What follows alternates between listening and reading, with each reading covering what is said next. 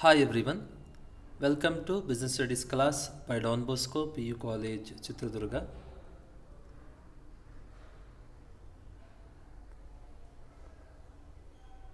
ನಾವು ಪ್ರೀವಿಯಸ್ ಕ್ಲಾಸ್ನಲ್ಲಿ international business ಇಂದ ಏನೇನು ಬೆನಿಫಿಟ್ಸ್ ಇದೆ, ಕಂಟ್ರಿಗೆ ಏನು ಬೆನಿಫಿಟ್ಸ್ ಇದೆ, ಪ್ಲಸ್ ಅದಾದಮೇಲೆ ಇಂಟರ್ನ್ಯಾಷನಲ್ ಬಿಸ್ನೆಸ್ ಮಾಡೋದ್ರಿಂದ ಆ ಕಂಪನಿಗೆ ಏನು ಬೆನಿಫಿಟ್ಸ್ ಇದೆ ಅಂತ ಡಿಸ್ಕಸ್ ಮಾಡಿದ್ವಿ, ರೈಟ್? ಓಕೆ, ಈ ಕ್ಲಾಸಲ್ಲಿ modes of entry into international business ಅಂದರೆ ways of entering into international business ಅಷ್ಟೇ ಅದು. ಓಕೆನಾ?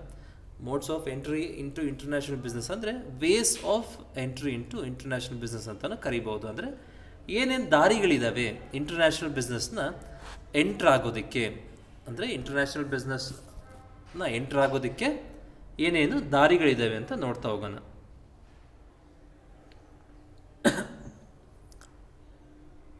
ಓಕೆ, ಈಗ ನೋಡ್ತಾ ಹೋಗೋಣ ಏನೇನು ದಾರಿಗಳಿದ್ದಾವೆ ಅಂತ ಒನ್ ಬೈ ಒನ್ ನೋಡ್ತಾ ಹೋಗೋಣ. ಎಕ್ಸ್ಪೋರ್ಟಿಂಗ್ ಆ್ಯಂಡ್ ಇಂಪೋರ್ಟಿಂಗ್ ಅಂದರೆ ಇದು ಒಂದನೇ ದಾರಿ ಅಂತ. ಇದು ಫಸ್ಟ್ ದಾರಿ ಏನಕ್ಕೆ? ಇಂಟರ್ನ್ಯಾಷನಲ್ ಬಿಸ್ನೆಸ್ನ ಎಂಟ್ರಿ ಆಗೋದಕ್ಕೆ. ಓಕೆನಾ? ಏನು ನಾನು ಪ್ರೀವಿಯಸ್ ಕ್ಲಾಸ್ನೇ ಹೇಳಿದ್ದೆ ಅನಿಸುತ್ತೆ, ಮರ್ಕೆಂಡೈಸ್ ಎಕ್ಸ್ಪೋರ್ಟ್ ಆ್ಯಂಡ್ ಇಂಪೋರ್ಟ್ ಅಂತ, and service exporting and importing ಅಂತ. ಓಕೆ, ಇದು ಎರಡು ಸೇರಿ ಹೇಳ್ಬೋದು. ಅಂದರೆ ಗೂಡ್ಸ್ ಆ್ಯಂಡ್ ಸರ್ವಿಸಸ್ನ ಎಕ್ಸ್ಪೋರ್ಟ್ ಆ್ಯಂಡ್ ಇಂಪೋರ್ಟ್ ಮಾಡಿದರೆ ಏನಾದಂಗೆ ನಾವು ಇಂಟರ್ನ್ಯಾಷನಲ್ ಬಿಸ್ನೆಸ್ನ ಎಂಟ್ರ್ ಆದಂಗೆ. ಓಕೆನಾ? ಈಗ ನಿಮ್ಮ ಕಂಪನಿ ಇದೆ ಅಂತ ತಿಳ್ಕೊಳ್ಳಿ, ಚಿತ್ರದುರ್ಗದಲ್ಲಿ XYZ ಕಂಪನಿ ಇದೆ ಅಂತ ತಿಳ್ಕೊಳ್ಳಿ. ನೀವೇನು ಮಾಡ್ತಾ ಇದ್ದೀರಾ? ಶುಗರ್ನ ಪ್ರೊಡಕ್ಷನ್ ಮಾಡಿ ಎಕ್ಸ್ಪೋರ್ಟ್ ಮಾಡ್ತಾ ಇದ್ದೀರಾ. ಶುಗರ್ನ ಪ್ರೊಡಕ್ಷನ್ ಮಾಡಿ ಎಕ್ಸ್ಪೋರ್ಟ್ ಮಾಡ್ತಾ ಇದ್ದೀರಾ. ಯಾವುದೋ USA ಎಕ್ಸ್ಪೋರ್ಟ್ ಮಾಡ್ತಾ ಇದ್ದೀರಾ. So that means you have entered the international business. ಅಂದರೆ ಇದು ಒಂದು ದಾರಿ. ಇಲ್ಲ, ಅಲ್ಲಿಂದ ಲೆದರ್ನ ಇಂಪೋರ್ಟ್ ಮಾಡ್ಕೊತಿದ್ದೀರಾ USA.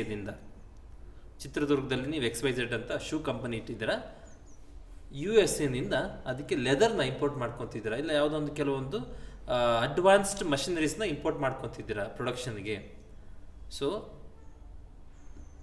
ಇದು ಒಂದು ದಾರಿ, ಅಂದರೆ ನೀವು ಇಂಟರ್ನ್ಯಾಷನಲ್ ಬಿಸ್ನೆಸ್ ಎಂಟರ್ ಆಗಿದ್ದೀರಾ ಅಂತ ಅರ್ಥ. ಓಕೆನಾ? ಇದು ಗೂಡ್ಸ್ ಆಯಿತು. ಸರ್ವಿಸ್ ನೀವೇನು ಮಾಡ್ತಿದ್ದೀರಾ? ನಿಮ್ದೊಂದು ಹಾಸ್ಪಿಟಲ್ ಇದೆ, ಇಲ್ಲಿಂದ ಒಂದು 5 ಜನ ಡಾಕ್ಟರ್ಸ್ನ ಅಲ್ಲಿರೋ ಡಾಕ್ಟರ್ಸ್ಗೆ ಟ್ರೈನಿಂಗ್ ಕೊಡೋಕ್ಕೆ ಕಳಿಸಿದ್ದೀರಾ, 1 ತಿಂಗಳು ಇಲ್ಲ 1 ವೀಕ್. ಆವಾಗ ನೀವೇನು ಮಾಡಿದ್ದೀರಾ? ಸರ್ವಿಸ್ನ ಎಕ್ಸ್ಪೋರ್ಟ್ ಮಾಡಿದ್ದೀರಾ. ಇಲ್ಲ, ನಿಮ್ಮದೊಂದು ಹಾಸ್ಪಿಟಲ್ ಇದೆ, ಅಲ್ಲಿಂದ ಫಾರಿನ್ ಡಾಕ್ಟರ್ಸ್ನ ಕೆಲವೊಂದು ಆಪರೇಷನ್ ಟ್ರೀಟ್ಮೆಂಟಿಗೆ ಇಲ್ಲಿಗೆ ಕರ್ಸ್ಕೊಂಡಿದ್ದೀರಾ. 1 ವೀಕ್ ಅವ್ರು ಇಲ್ಲಿ ಇದ್ದು ಟ್ರೀಟ್ಮೆಂಟ್ ಕೊಟ್ಟು ಹೋಗಿದ್ದಾರೆ. ಅಂದರೆ ಸರ್ವಿಸ್ನ ಇಂಪೋರ್ಟ್ ಮಾಡ್ಕೊಂಡಿದ್ದೀರಾ. ಅಂದರೆ ಇವೆಲ್ಲ ಇಂಟರ್ನ್ಯಾಷನಲ್ ಬಿಸ್ನೆಸ್ಗೆ ಎಕ್ಸಾಂಪಲ್ಸ್. ಅಂದರೆ ನೀವು ಇಂಟರ್ನ್ಯಾಷನಲ್ ಬಿಸ್ನೆಸ್ ಎಂಟರ್ ಆಗಿದ್ದೀರಾ ಅಂತ ಅರ್ಥ. ಕರೆಕ್ಟಾ ಇಲ್ವಾ? ಸೊ ಏನಿದು? ಗೂಡ್ಸ್ ಆ್ಯಂಡ್ ಸರ್ವಿಸ್ನ ಎಕ್ಸ್ಪೋರ್ಟ್ ಆರ್ ಇಂಪೋರ್ಟ್ ಮಾಡಿದರೆ ನೀವು ಇಂಟರ್ನ್ಯಾಷನಲ್ ಬಿಸ್ನೆಸ್ನ ಎಂಟರ್ ಆಗಿದ್ದೀರಾ ಅಂತ ಅರ್ಥ. ಅಂದರೆ ಇದು ಒಂದು ದಾರಿ. ಓಕೆ, ಇದು ಒಂದನೇ ದಾರಿ ಇದು. ಓಕೆ, ಯಾವುದಕ್ಕೆ? ಇಂಟರ್ನ್ಯಾಷನಲ್ ಬಿಸ್ನೆಸ್ ಎಂಟರ್ ಆಗೋದಕ್ಕೆ. ಫೈನ್. ಓಕೆ, ಈಗ ಎಕ್ಸ್ಪೋರ್ಟ್ ಆ್ಯಂಡ್ ಇಂಪೋರ್ಟಿಂಗ್ ಗೊತ್ತಾಯಿತು ಅಂದರೆ ಏನು ಅಂತ ನಿಮಗೊಂದು ಸ್ವಲ್ಪ ಐಡಿಯಾ ಸಿಕ್ತು. ಇನ್ನೂ ಮುಂದೆ ಹೋಗ್ತಾ ಈ ಚಾಪ್ಟರ್ ಮುಂದೆ ಓದ್ತಾ ಎಕ್ಸ್ಪೋರ್ಟ್ ಮಾಡೋದಕ್ಕೆ ಏನು ಪ್ರೊಸೀಜರ್ಸು, ಇಂಪೋರ್ಟ್ ಮಾಡೋಕ್ಕೆ ಏನು ಪ್ರೊಸೀಜರ್ಸ್ ಫಾಲೋ ಮಾಡಬೇಕು, ಓಕೆ, ಇವೆಲ್ಲ ಮುಂದೆ ಓದ್ತೀರಾ, ಇನ್ ಡೆಪ್ತ್ ಓದ್ತಾ ಹೋಗ್ತೀರಾ. ಓಕೆನಾ? ಸೊ ಇದೇನಿದು? ಇದು ಒಂದನೇ ದಾರಿ. ಇದು ಏನಕ್ಕೆ? ಇಂಟರ್ನ್ಯಾಷನಲ್ ಬಿಸ್ನೆಸ್ನ ಎಂಟ್ರ್ ಆಗೋದಕ್ಕೆ. ಇದರ ಅಡ್ವಾಂಟೇಜಸ್ ಡಿಸ್ಅಡ್ವಾಂಟೇಜಸ್ ನೋಡ್ತಾ ಹೋಗೋಣ. ಯಾವುದ್ರದ್ದು? Exporting and importing. ಅಂದರೆ ಈ ದಾರಿ ಇದೆಯಲ್ಲ, ಇಂಟರ್ನ್ಯಾಷನಲ್ ಬಿಸ್ನೆಸ್ನ ಎಂಟ್ರ್ ಆಗೋದಕ್ಕೆ ಈ ದಾರಿ ಇದೆಯಲ್ಲ, ಈ ದಾರಿದು ಅಡ್ವಾಂಟೇಜಸ್ ಏನು, ಅಂದರೆ ಬೆನಿಫಿಟ್ಸ್ ಏನು, ಆರ್ ಡಿಸ್ಅಡ್ವಾಂಟೇಜಸ್ ಏನು ಅಂತ ನೋಡ್ತಾ ಹೋಗೋಣ. ಫೈನ್. ಓಕೆ, ಫಸ್ಟ್ ಅಡ್ವಾಂಟೇಜಸ್ ನೋಡ್ತಾ ಹೋಗೋಣ. ಫಸ್ಟ್ ಯಾವ ದಾರಿದು? ಫಸ್ಟ್ ದಾರಿ ಇದೆಯಲ್ಲ ಇಂಟರ್ನ್ಯಾಷನಲ್ ಬಿಸ್ನೆಸ್ನ ಎಂಟ್ರ್ ಆಗೋದಕ್ಕೆ, ಅಂದರೆ modes of entry into international business. First mode ಯಾವುದು? Export and import. ಅದರದ್ದು ಅಡ್ವಾಂಟೇಜಸ್ ನೋಡ್ತಾ ಹೋಗೋಣ. Okay, fine. ಇಲ್ಲಿದೆ, ಜಸ್ಟ್ ಓದ್ಕೊಳ್ಳಿ. As compared to other modes of entry, exporting or importing is the easiest way of gaining entry into international markets. It is less complex an activity than setting up and managing joint ventures or wholly owned subsidiaries abroad. ಅಂದರೆ international business ಮಾಡೋದಕ್ಕೆ ತುಂಬ ದಾರಿಗಳಿದ್ದಾವೆ, ಅದರಲ್ಲಿ ಇದೊಂದು ದಾರಿ. ಯಾವುದು? Export ಮಾಡೋದು, import ಮಾಡೋದು. ಓಕೆನಾ? ಆ ಬೇರೆ ದಾರಿಗಳು ಇದಾವಲ್ಲ, ಅವಕ್ಕೆಲ್ಲ ಕಂಪೇರ್ ಮಾಡಿದ್ರೆ ಇದು ತುಂಬ ಈಸಿ ಅಂತೆ. ಬೇರೆ ದಾರಿಗಳು ಏನೇನು ಇದಾವೆ ಅಂದರೆ ಎಕ್ಸಾಂಪಲ್ ಕೊಡ್ತೀನಿ ಕೇಳ್ರಿ. ಇಲ್ಲಿ ಯಾವುದೋ ಒಂದು ABC ಕಂಪನಿ ಇದೆ. ಸೊ ನಾನೇನು ಮಾಡ್ತೀನಿ, ಅಲ್ಲಿ ಇನ್ವೆಸ್ಟ್ಮೆಂಟ್ ಮಾಡ್ತೀನಿ. ಆ ABC ಕಂಪನಿಯಲ್ಲಿ ತೊಗೊಳ್ಳಿ, ನಂದೊಂದು 25% ಶೇರ್ ಅಂತ ಇನ್ವೆಸ್ಟ್ಮೆಂಟ್ ಮಾಡ್ತೀನಿ. ಓಕೆನಾ? ಅಂದರೆ ನಮ್ಮ ಕಂಪನಿ ಆ ಕಂಪನಿ ಜಾಯಿನ್ ಮಾಡ್ತೀವಿ, ಲಿಟ್ರಲಿ ಅಲ್ಲ, ಜಾಯಿನ್ ಮಾಡ್ತೀವಿ. ಅಲ್ಲಿರೋ ಬ್ರ್ಯಾಂಡನ್ನು ಇಲ್ಲಿ ಮಾರಕ್ಕೆ ಸ್ಟಾರ್ಟ್ ಮಾಡ್ತೀನಿ, ಅವ್ರ ಪರ್ಮಿಷನ್ ಜೊತೆ, ಲೈಸೆನ್ಸಿಂಗ್ ಅಂತಲೂ ಕರಿಬೋದು. ಅಂದರೆ ಜಾಯಿಂಟ್ ವೆಂಚರ್ಸ್ ಮಾಡ್ಕೊತೀನಿ, ಅಲ್ಲಿರೋ ಫಾರಿನ್ ಕಂಪ್ನಿ ಜೊತೆ ನಮ್ಮ ಕಂಪನಿ ಜಾಯಿಂಟ್ ವೆಂಚರ್ಸ್ ಮಾಡ್ಕೊತೀನಿ, ಸ್ವಲ್ಪ ಇನ್ವೆಸ್ಟ್ಮೆಂಟ್ ಹಾಕಿ. ಅದು ಒಂದು ದಾರಿ ಇಂಟರ್ನ್ಯಾಷನಲ್ ಬಿಸ್ನೆಸ್ನ ಎಂಟರ್ ಆಗೋದಕ್ಕೆ. ಇಲ್ಲ, ಫಾರಿನ್ ಕಂಪನಿ ಅದೊಂದು ಅದೇ ABC ಕಂಪನಿ ತುಂಬ ಲಾಸಲ್ಲಿದೆ, ನಾನು ಅದನ್ನ ತೊಗೊಂಡ್ಬಿಡ್ತೀನಿ ಫುಲ್ಲು ದುಡ್ಡು ಕೊಟ್ಟು. ಯಾವ ಶೇರು ಇಲ್ಲ, 25% ಇಲ್ಲ, ಏನಿಲ್ಲ, 100% ನಂದೇ ದುಡ್ಡು ಕೊಟ್ಟು ನಾನು ತೊಗೊಂಡ್ಬಿಡ್ತೀನಿ. ಅದನ್ನ ರನ್ ಮಾಡ್ತಾ ಹೋಗ್ತೀನಿ. ಫಾರಿನಲ್ಲಿದೆ ಕಂಪನಿ, ನಾ ಇಲ್ಲಿಂದ ರನ್ ಮಾಡ್ತಾ ಹೋಗ್ತೀನಿ. ಅದು ಒಂದು ದಾರಿ ಇಂಟರ್ನ್ಯಾಷನಲ್ ಬಿಸ್ನೆಸ್ನ ಎಂಟ್ರ್ ಆಗೋದಕ್ಕೆ. ಸೊ ಈ ಥರ ದಾರಿಗಳಿಗೆ ಕಂಪೇರ್ ಮಾಡಿದರೆ ಈ ದಾರಿ ತುಂಬ ಸಿಂಪಲ್ ಅಂತೆ, ತುಂಬ ಈಸಿಯೆಸ್ಟ್ ವೇ ಅಂತೆ. ಇದು ಒಂದು ಅಡ್ವಾಂಟೇಜಸ್, ಇದು ಒಂದು ಇದು ಒಂದನೇ ಬೆನಿಫಿಟ್, ಇದು ಒಂದನೇ ಅನುಕೂಲ ಇದು. ಓಕೆನಾ? ಯಾಕಂದರೆ ತುಂಬ ಕಾಂಪ್ಲೆಕ್ಸ್, ಅಂದರೆ ಇಂಟರ್ನ್ಯಾಷನಲ್ ಬಿಸ್ನೆಸ್ ಎಂಟ್ರ್ ಆಗೋದಕ್ಕೆ ತುಂಬ ದಾರಿಗಳಿದ್ದಾವೆ. ಆ ದಾರಿಗಳಿಗೆಲ್ಲ ಕಂಪೇರ್ ಮಾಡಿದರೆ ಇದು ಈಸಿಯೆಸ್ಟ್ ದಾರಿ ಅಂತ ಇದು. ಓಕೆನಾ? ಯಾವ್ಯಾವ ಎಕ್ಸಾಂಪಲ್ ಹೇಳಿದ್ದೆ? ಜಾಯಿಂಟ್ ವೆಂಚರ್ಸ್ ಇರ್ಬೋದು, ಹೋಲಿ ಓನ್ಡ್ ಸಬ್ಸಿಡರಿ ಇರ್ಬೋದು. ಓಕೆನಾ? ಇಲ್ಲ ಫ್ರಾಂಚೈಸಿಂಗ್, ಲೈಸೆನ್ಸಿಂಗ್, ಅವಕ್ಕೆಲ್ಲ ಕಂಪೇರ್ ಮಾಡಿದರೆ ಇದು ಎಕ್ಸ್ಪೋರ್ಟ್ ಆ್ಯಂಡ್ ಇಂಪೋರ್ಟಿಂಗ್ ಈ ದಾರಿ ಇದೆಯಲ್ಲ, ಇಂಟರ್ನ್ಯಾಷನಲ್ ಬಿಸ್ನೆಸ್ನ ಎಂಟ್ರ್ ಆಗೋದಕ್ಕೆ ಈ ದಾರಿ ತುಂಬ ಈಸಿ ಅಂತೆ. ಸೊ ಇದೊಂದು ಅಡ್ವಾಂಟೇಜ್. ಕರೆಕ್ಟಾ ಇಲ್ವಾ ಇದು? Okay, fine.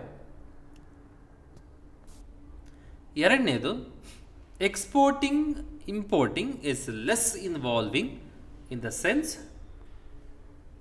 that business firms are not required to invest that much time and money as is needed when they desire to enter into joint ventures or set up manufacturing plants and facilities in the host countries.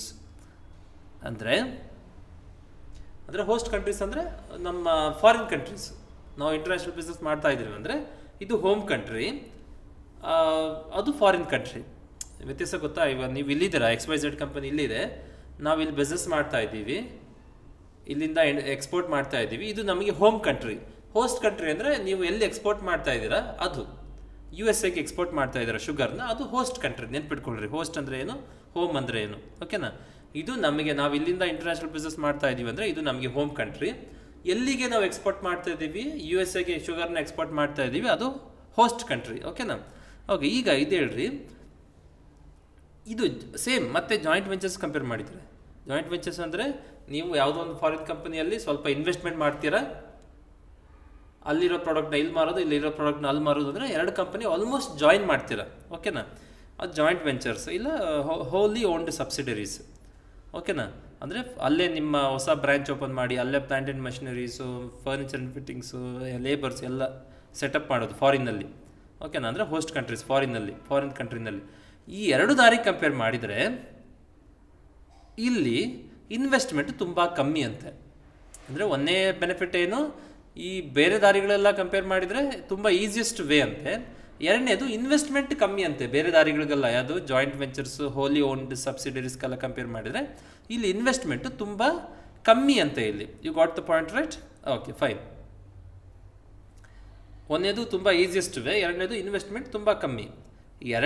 ಮೂರನೇದು advantages ಏನಂದರೆ, ಯಾವುದರಿಂದ ಈ export and ಇಂಪೋರ್ಟಿಂದ ಏನು ಮೂರನೇ benefit ಏನಂದರೆ, ಈ ದಾರಿದು benefit ಏನಂದರೆ, ಅವರ ಅನುಕೂಲ ಏನಂದರೆ, since exporting importing does not require much of investment in foreign countries, exposure to foreign investment risks is nil or much lower than that is present when firms opt for other modes of entry into international business. ಅಂದರೆ ಹೇಳಿದ್ನಲ್ಲ, ಬೇರೆ international ಬಿಸ್ನೆಸ್ಗೆಲ್ಲ compare ಮಾಡಿದರೆ easiest way ಅಂತ ಒಂದು benefit ನೋಡಿದ್ವಿ, investment ತುಂಬ ಕಮ್ಮಿ ಅಂತ ನೋಡಿದ್ವಿ. ಬೇರೆ ಮೋಡ್ಸ್ ಕಂಪೇರ್ ಮಾಡಿದರೆ, ಅವರು ಬೇರೆ ದಾರಿಗಳು ಕಂಪೇರ್ ಮಾಡಿದರೆ ಇಲ್ಲಿ ಇನ್ವೆಸ್ಟ್ಮೆಂಟ್ ತುಂಬ ಕಮ್ಮಿ ಅಂತ ಎರಡನೇ ಬೆನಿಫಿಟ್ ನೋಡಿದ್ವಿ.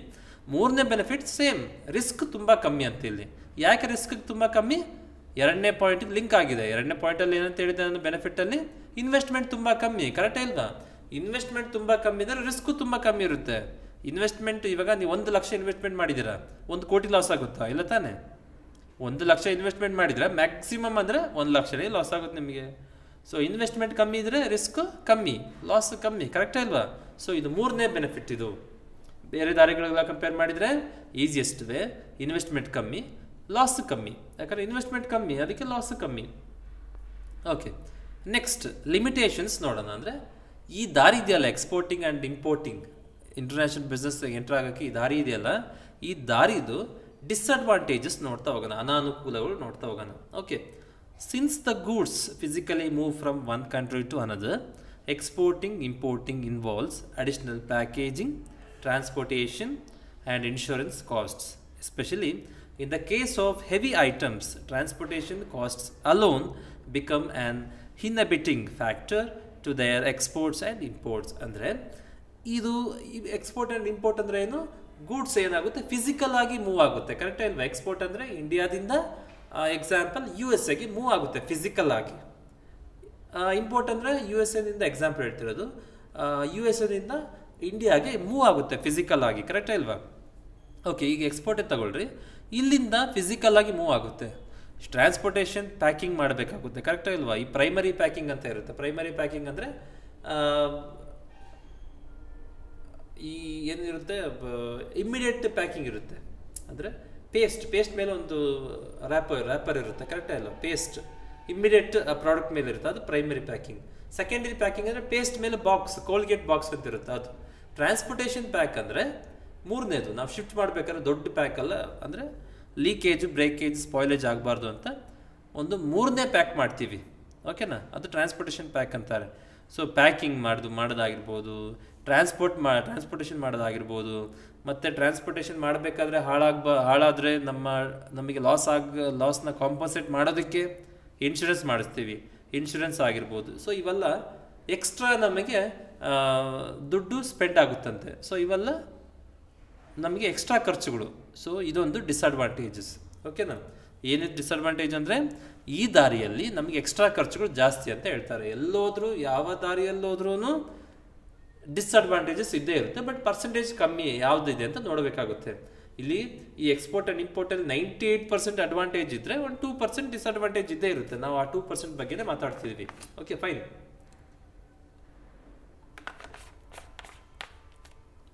ಓಕೆ, ಈ ದಾರಿಯಲ್ಲಿ ಏನಿದೆ, ಎಕ್ಸ್ಟ್ರಾ ಖರ್ಚುಗಳು ಜಾಸ್ತಿ ಇದೆಯಂತೆ. ಏನೇನು ಎಕ್ಸ್ಟ್ರಾ ಖರ್ಚುಗಳು? ಪ್ಯಾಕಿಂಗ್, ಟ್ರಾನ್ಸ್ಪೋರ್ಟಿಂಗ್, ದೆನ್ ಇನ್ಶೂರೆನ್ಸ್, ಈ ಖರ್ಚುಗಳೆಲ್ಲ ಜಾಸ್ತಿ ಇದೆಯಂತೆ. ನೆಕ್ಸ್ಟ್ ಡಿಸ್ಅಡ್ವಾಂಟೇಜ್ ಅವರ ಅನಾನುಕೂಲ ಏನಂದರೆ, exporting is not a feasible option when import restrictions exist in a foreign country. In such situation firms have no alternative but to opt for other entry modes such as licensing and franchising.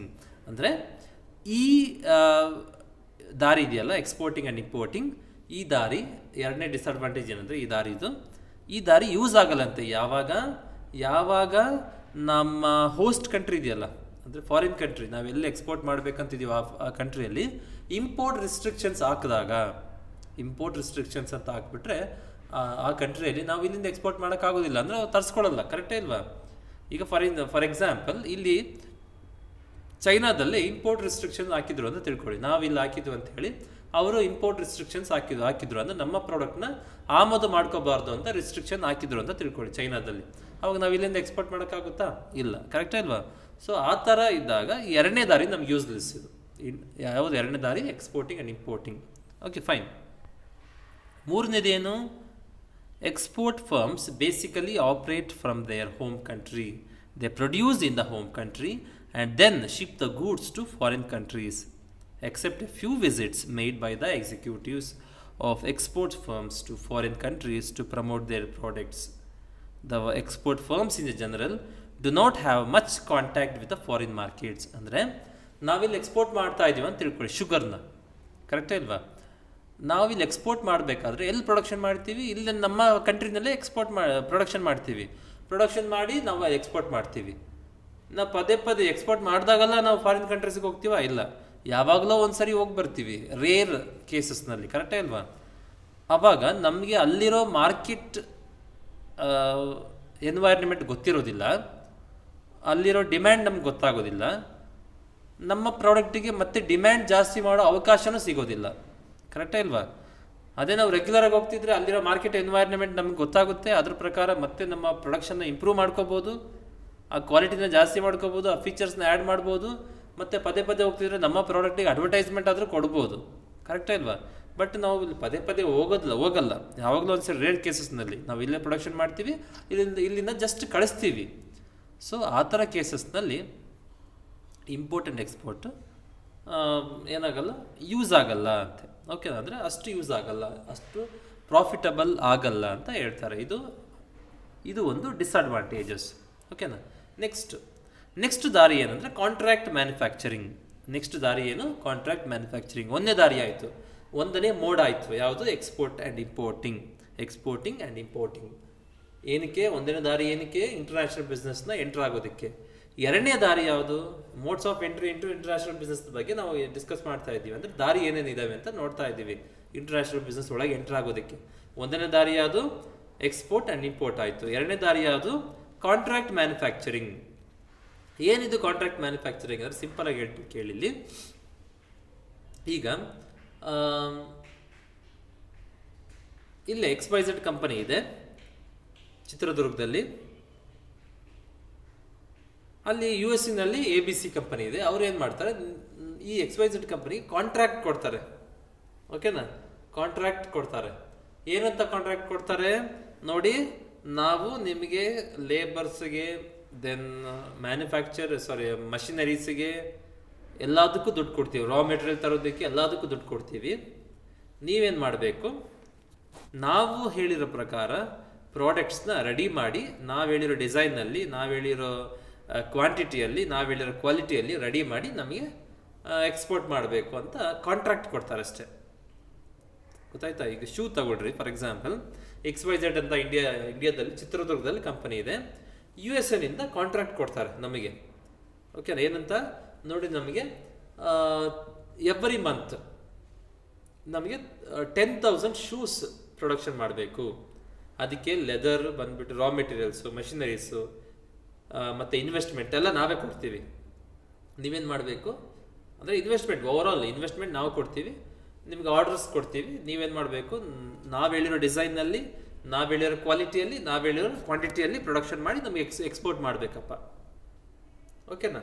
ಈ ಥರ contract ಕೊಡ್ತಾರೆ ನಮಗೆ, ಅದನ್ನ contract manufacturing ಅಂತ ಕರೀತಾರೆ. ಓಕೆನಾ?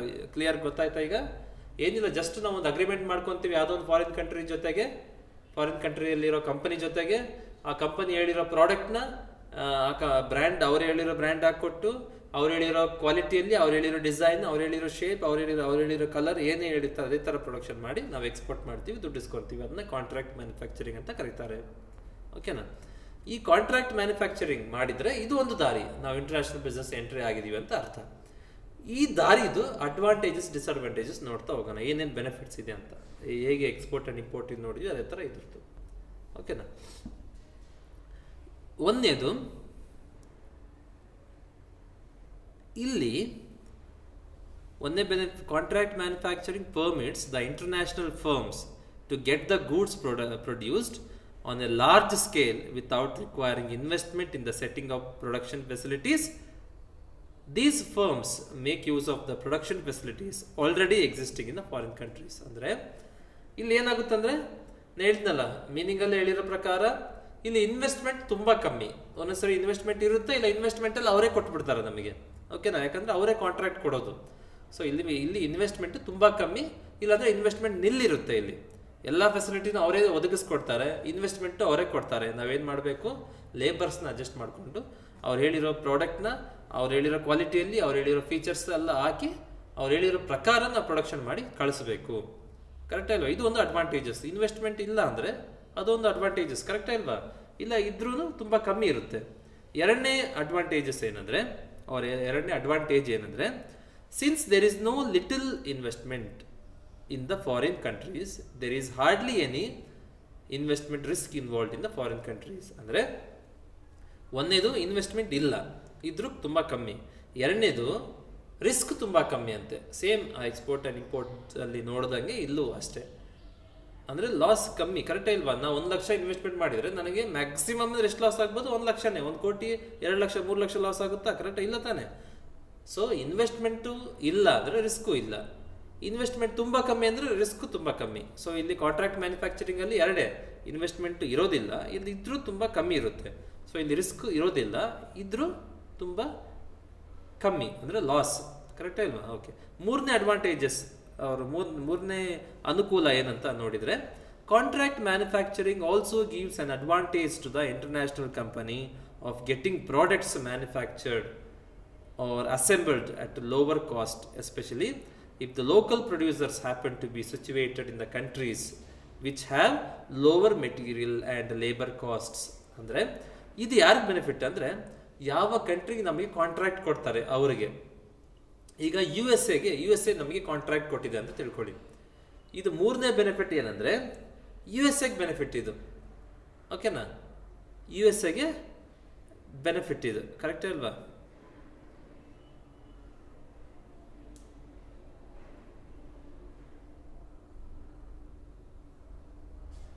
Okay. ಏನಿದು? Of course U S ಎಗೂ benefit, ನಮಗೂ ಬೆನಿಫಿಟ್. ಯಾಕಂದರೆ ಇಲ್ಲಿ ನಮಗೆ ಕಾಂಟ್ರಾಕ್ಟ್ ಕೊಡ್ತಾರೆ ಅಂತ ತಿಳ್ಕೊಂಡು, ಫಸ್ಟ್ ನಮ್ಮ ಬಗ್ಗೆ ಯೋಚನೆ ಮಾಡೋಣ, ನಮ್ಮ ಹೋಮ್ ಕಂಟ್ರಿ ಬಗ್ಗೆ. ಈಗ ನಿಮಗೆ ಕಾಂಟ್ರಾಕ್ಟ್ ಸಿಕ್ಕಿದೆ, 1 ತಿಂಗಳಿಗೆ 10,000 ಶೂ ಕಳಿಸ್ಬೇಕು. ನಮಗಿದು ಬೆನಿಫಿಟ್ ಯಾವಾಗಂದರೆ, ಇಲ್ಲಿ ಇನ್ ಕೇಸ್ ಲೇಬರ್ಸು ಪ್ಲಸ್ ಈ ರಿಸೋರ್ಸಸ್ ತುಂಬ ಕಮ್ಮಿಗೆ, ಚೀಪರ್ ಪ್ರೈಸ್ಗೆ ಅವೈಲಬಲ್ ಇದ್ದರೆ ಏನು ಮಾಡ್ಬೋದು, ನಮಗೆ ಕಾಸ್ಟ್ ಆಫ್ ಪ್ರೊಡಕ್ಷನ್ ತುಂಬ ಕಮ್ಮಿ ಆಗುತ್ತೆ, ಅದನ್ನ ಮಾರಿದಾಗ ನಮಗೆ ಪ್ರಾಫಿಟ್ ಜಾಸ್ತಿ ಆಗುತ್ತೆ. ಸೊ ಇದು ಒಂದು ಬೆನಿಫಿಟ್. ಇದು ಯಾವುದರಿಂದ? ಈ ಎರಡನೇ ದಾರಿಯಿಂದ, ಯಾವುದು? ಕಾಂಟ್ರಾಕ್ಟ್ ಮ್ಯಾನುಫ್ಯಾಕ್ಚರಿಂಗಿಂದ ಇದೊಂದು ಬೆನಿಫಿಟ್. ಯಾವಾಗ ಇಲ್ಲಿ ರಿಸೋರ್ಸಸ್ ಅಂದರೆ ಲೆದರ್ ಇರ್ಬೋದು, ರಾ ಮೆಟೀರಿಯಲ್ಸ್ ಇರ್ಬೋದು, ಲೇಬರ್ಸ್ ಇರ್ಬೋದು, ಮಷಿನರೀಸ್ ಇರ್ಬೋದು, ಕಮ್ಮಿಗೆ ಸಿಕ್ಕಿದ್ರೆ ನಮಗೆ ಕಾಸ್ಟ್ ಆಫ್ ಪ್ರೊಡಕ್ಷನ್ ಅಂದರೆ ಪ್ರೊಡಕ್ಷನ್ ಮಾಡೋ ಖರ್ಚು ತುಂಬ ಕಮ್ಮಿ ಆಗುತ್ತೆ, ಅದನ್ನ ಮಾರಿದಾಗ ನಮಗೆ ಪ್ರಾಫಿಟ್ ತುಂಬ ಜಾಸ್ತಿ ಸಿಗುತ್ತೆ. ಎಕ್ಸಾಂಪಲ್, 10,000 ಶೂ ಮಾಡೋದಕ್ಕೆ ನನಗೆ ಜಸ್ಟ್ 1 ಲಕ್ಷ ಆಗುತ್ತೆ ಅಂತ ತಿಳ್ಕೊಳ್ಳಿ. ಯಾಕಂದರೆ ಇಲ್ಲಿ ಲೇಬರ್ಸ್ ತುಂಬ ಕಮ್ಮಿ ಕೂಲಿಗೆ ಬರ್ತಾರವರು, ಲೆದರ್ ತುಂಬ ಕಮ್ಮಿಗೆ ಸಿಗ್ತಾ ಇದೆ. ಸೊ ನನಗೆ 10,000 ಶೂನ ಪ್ರೊಡಕ್ಷನ್ ಮಾಡೋದಕ್ಕೆ 1 ಲಕ್ಷ ಆಗುತ್ತೆ, ಅದನ್ನ ಕಳಿಸಿದಾಗ ನನಗೆ 5 ಲಕ್ಷ ಸಿಗುತ್ತೆ. ಸೊ ಪ್ರಾಫಿಟ್ ಜಾಸ್ತಿ ಆಯ್ತದೆ, ಕರೆಕ್ಟೇ ಇಲ್ವಾ? ಓಕೆ. ಸೊ ಇದು ಒಂದು ಅಡ್ವಾಂಟೇಜ್, ಯಾವುದರಿಂದ? ಕಾಂಟ್ರಾಕ್ಟ್ ಮ್ಯಾನುಫ್ಯಾಕ್ಚರಿಂಗಿಂದ. Local producers in the foreign countries also gain from contract manufacturing. ಅಂದರೆ ಫಾರಿನ್ ಕಂಟ್ರೀಸ್ ಅಲ್ಲಿ ಇದಾರಲ್ಲ, ಅವ್ರಿಗೂ ಇದು ಬೆನಿಫಿಟ್ ಅಂತೆ. ಲೋಕಲ್ ಪ್ರೊಡ್ಯೂಸರ್ಸ್ ಅಂದರೆ ಫಾರಿನ್ ಕಂಟ್ರೀಸ್ ಅಂದರೆ ಇಲ್ಲಿ ನಾವು ಇಂಡಿಯಾ ಹೇಳಿದ್ನಲ್ಲ, ಇಲ್ಲಿ ಅವ್ರಿಗೇನು ಗೇನ್ ಇದ್ಲಿ? ಈಗ XYZ ಕಂಪನಿ ಇದೆ, ಇವ್ರೇನು ಮಾಡ್ತಾರೆ, ಕಾಂಟ್ರಾಕ್ಟ್ ಸಿಗುತ್ತೆ ಇಲ್ಲಿ. ಅವಾಗ ಅಂದರೆ XYZ ಲೋಕಲ್ ಪ್ರೊಡ್ಯೂಸರ್ ಇಲ್ಲಿ, ಕರೆಕ್ಟೇ ಇಲ್ವಾ? ಇವ್ರಿಗೆ ಕಾಂಟ್ರಾಕ್ಟ್ ಸಿಗುತ್ತೆ. ಕಾಂಟ್ರಾಕ್ಟ್ ಸಿಕ್ಕಾಗ ಇವ್ರಿಗೇನಾಗುತ್ತೆ? ಪ್ರಾಫಿಟ್ ಸಿಗುತ್ತೆ, ಇವ್ರಿಗೂ ಗೇನ್ ಸಿಗುತ್ತೆ, ಕರೆಕ್ಟೇ ಇಲ್ವಾ? ಇವ್ರಿಗೂ ಪ್ರಾಫಿಟ್ ಸಿಗುತ್ತೆ. ಹೇಗೆ ಪ್ರಾಫಿಟ್ ಸಿಗುತ್ತೆ? ಸೇಮ್ ಎಕ್ಸಾಂಪಲ್ ಕೊಡ್ತೀನಿ ಕೇಳಿಲ್ಲಿ. USA ನಿಂದ ಆರ್ಡರ್ ಬರುತ್ತೆ, ನಮಗೆ 10,000 ಶೂ ಕಳಿಸ್ಬೇಕು ಪ್ರೊಡಕ್ಷನ್ ಮಾಡಿ 1 ತಿಂಗಳಲ್ಲಿ. ಅವಾಗ ಏನಾಯ್ತು? XYZ ಕಂಪನಿಗೆ ಗೈನಿಂಗ್ ಸಿಕ್ತು. ಅಂದರೆ ಏನು ಸಿಕ್ತು? ಒಳ್ಳೆ ಪ್ರಾಫಿಟ್ ಸಿಗುತ್ತೆ, ಕರೆಕ್ಟೇ ಇಲ್ವಾ? ಓಕೆ, ಇದೊಂದು ಅಡ್ವಾಂಟೇಜ್. ಎರಡನೇ ಅಡ್ವಾಂಟೇಜ್ ಏನಂದರೆ, ನಾಲ್ಕನೇ ಅಡ್ವಾಂಟೇಜ್ ಏನಂದರೆ, ಯಾವುದರಿಂದ? ಕಾಂಟ್ರಾಕ್ಟ್ ಮ್ಯಾನುಫ್ಯಾಕ್ಚರಿಂಗಿಂದ. Same, the producers in the foreign and local manufacturer also. Local producers in the foreign, the local manufacturers also gets opportunity to get involved with the international and avail incentives. Incentive ಅಂದರೆ extra ದುಡ್ಡು ಸಿಗುತ್ತೆ, nothing but profit ಅಂತಲೇ ಹೇಳ್ಬೋದು. Okay, ಈ contract ಮ್ಯಾನುಫ್ಯಾಕ್ಚರಿಂಗಿಂದ ತುಂಬ local ಪ್ರೊಡ್ಯೂಸರ್ಸ್ಗೂ profit ಇದೆಯಂತೆ. Okay, fine. ಈಗ disadvantages ನೋಡ್ತಾ ಹೋಗೋಣ. ಯಾವುದಿದೆ ಈ ಕಾಂಟ್ರಾಕ್ಟ್ ಮ್ಯಾನುಫ್ಯಾಕ್ಚರಿಂಗ್ದು? ಈ ದಾರಿ ಇದೆಯಲ್ಲ, ಈ ಕಾಂಟ್ರಾಕ್ಟ್ ಮ್ಯಾನುಫ್ಯಾಕ್ಚರಿಂಗ್ ಅನ್ನೋ ಎರಡನೇ ದಾರಿ, ಯಾವುದಕ್ಕೆ? ಇಂಟರ್ನ್ಯಾಷನಲ್ ಬಿಸ್ನೆಸ್ ಎಂಟರ್ ಆಗೋದಕ್ಕೆ. ಈ ದಾರಿಯಿಂದ ಏನು ಡಿಸ್ಅಡ್ವಾಂಟೇಜ್ ಇದೆ ಈ ದಾರಿಯಲ್ಲಿ ಅಂತ ನೋಡೋಣ. ಅನಾನುಕೂಲಗಳು, ಈ ದಾರಿಯಲ್ಲಿ ಏನೇನು ಅನಾನುಕೂಲಗಳು ಇದೆ ಅಂತ ನೋಡೋಣ. ಓಕೆ, ಈ ಲೋಕಲ್ ಫರ್ಮ್ಸ್ ಇದೆಯಲ್ಲ, ಈ ಲೋಕಲ್ ಫರ್ಮ್ಸ್